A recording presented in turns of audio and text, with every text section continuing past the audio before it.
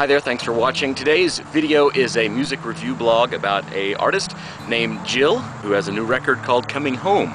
Once upon a time, Jill was known to the musical world as Jill Paquette, and now apparently she's gone off and got married and picked up a new last name, so her name is Jill Paquette DeZwaan, D-E-Z-W-A-A-N. I really hope I'm pronouncing that right. Odds are I'm not. I tried looking it up online. There's a windmill in Michigan with the same name. They didn't provide any sort of pronunciation guide either, but anyways, this is her second real release. She's had some like pre-releases and demo releases and things like that along the way, but this is record number 2 called Coming Home. Firstly, in an effort towards full disclosure and also probably embarrassing myself, I just want to let everyone know that while I met Jill at several of her events, when she used to play in Nashville a lot, I don't actually know her, nor am I really friends with her. However, there was a time in my life when I had the most huge, major, junior high styled crush on her. And when it comes to girls I've fallen for, I've always been partial to your singer-songwriter types. Canadian girls I kind of like. There have been a number of girls that I've fallen for with nose piercings, a couple of Native American girls, tall girls, history of this falling in love thing. Anyways, Jill kind of encompassed and embodied all of those attributes in one beautiful and talented person, and so I had it pretty bad for her. And I did everything I could to go try and see her at gigs and talk to her there. You played really well tonight and sang good too. Can I buy a CD? I also try to talk to her a lot online, especially MySpace was huge when I first met her. Dear Jill, I really love your music. However, I think you could market yourself a little better. Here are 47 random tips I've thought of so you can do that. Looking back on it, I was a mess and silly, and I'm regretful very often of my ability to fall so easily and yet so hard for girls I don't even know. I should just apologize right there. And anyways, I'm better. I'm more mature about it now, I think. I will say, being so smitten with Jill actually did some positive things in my life, one of which was made me realize some things about the relationship I was actually in at the time. I was engaged, in fact, and that kind of led to that ending and a whole host of other things. But anyways, that's all I'm going to say about that because, well, I shouldn't mention much more. On to the review. So this record has 13 tracks on it. They're pretty varied in style and tone, but they are all, to me, unmistakably Jill. It's very heavily folk influenced, that kind of singer-songwriter thing, a little bit of country in there, some rock mixed into. You know, I don't know what a record label would say having different types of genres on one record is the easiest thing to market, but I really enjoy it when artists mix it up and do just what they're inspired to do. Growing up, my dad had a gospel quartet, and they had a lot of issues with that when it came to the marketplace, according to the labels and things. I don't have time to talk up every track, so we'll just hit some of my favorites, starting with track number 2. Ever since I heard Jill play this at the Bluebird 3 or 4 years ago, it's been one of my favorites of hers, and it's called Over the Moon. It makes me very happy. It gets stuck in my head all the time. 3 years I've been humming this song, waiting to hear a recorded version of it. 3 years. And since it gets stuck in my head so much, I've even come up with some ideas for cool videos for it. One of them involves a hot air balloon.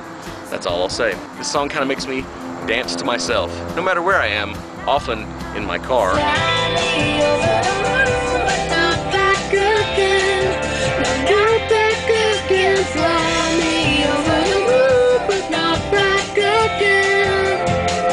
I love the backing vocals on this track, including all the vocal delay effects, stuff like that. The warbly electric guitar puts it in kind of a spacey mood, and my favorite part is when the lyrics are, in the name of trying to be authentic, I've wasted time being indecisive till I don't care and I'm just too scared to move. I miss my internal compass.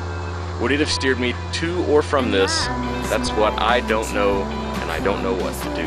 I connect to that. And on top of all that, it makes me dance in my chair, as previously mentioned.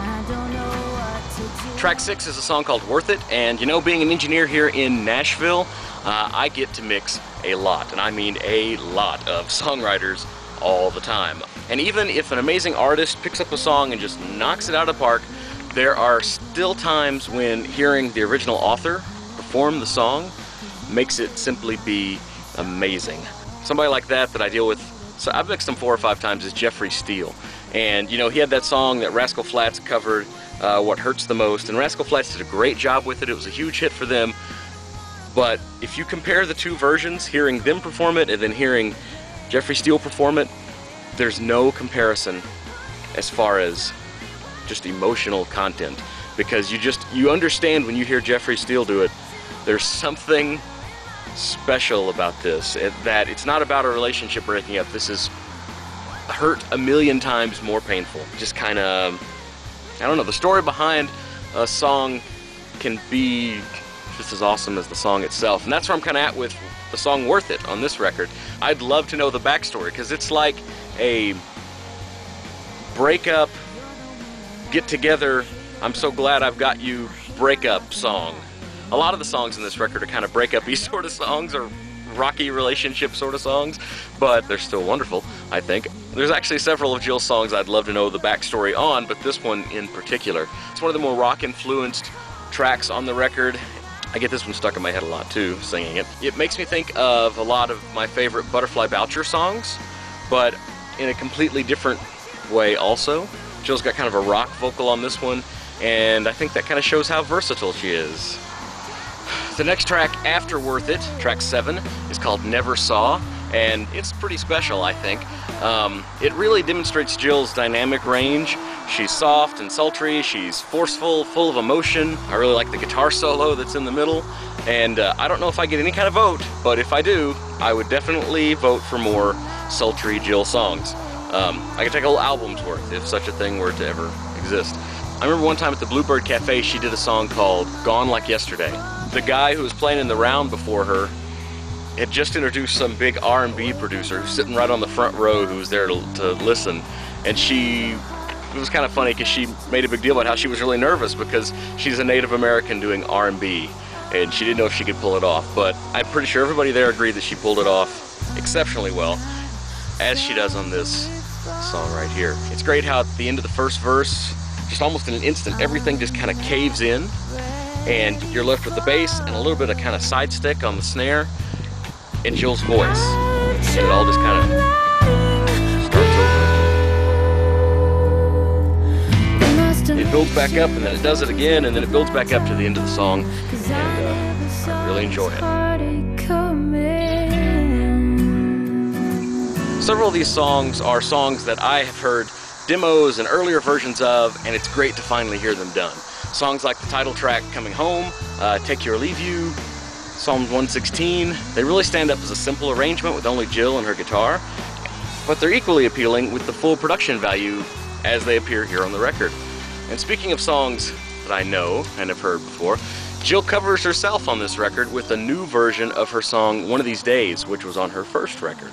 I love this song just for the message itself. Its ability to remind me when I hear it that indeed, the world is not my own, I'll never walk alone, and before time began, my days were known. By you is the rest of the lyric. When I originally heard that song, I was actually kind of so moved that I had these dog tags printed up with those lyrics on them, just as a reminder, so I wouldn't forget it. And the new version, to me, is even better than the first one. It's got this really striking piano part on the chorus with a little piano solo actually kind of thrown in near the end, and Jill's voice is really tender and sincere and heartfelt, and I'm a fan. You know, I remember watching a webcast from Calvary Chapel in Redlands, California, where I first heard Jill do "'Tis So Sweet." This is just a really quiet, worshipful song, kind of a takeoff on an old hymn. I guess the chorus of this song is the first-ish verse of the old hymn. There's verses added in, just a really sweet song, and I love the backing vocals on this too. They're just perfectly placed in the mix, and they sound great. So there's my little thumbs up review to hopefully encourage you to go out and purchase Jill's newest record. I don't have a hard copy of it yet, so I can't really talk about who produced it or engineered it or played on it or anything like that. Hopefully Jill will play in my neck of the woods soon, and I can get a hold of, I don't know, 1 or 5 of them. But thank you for watching. Please comment, rate, subscribe. Help me get the word out about Jill's new stuff. She's got this huge fan base from her first record, and they need to know she's got another one, because I bet you they'll buy it. Because I've seen lots of people online in forums and different places. People have asked me on my YouTube account, because apparently at one time I rattled on about her quite often, and they asked me, hey, do you know, does she have any new music and stuff? And so now I can actually say yes. Go to iTunes, buy it. Thank you for watching.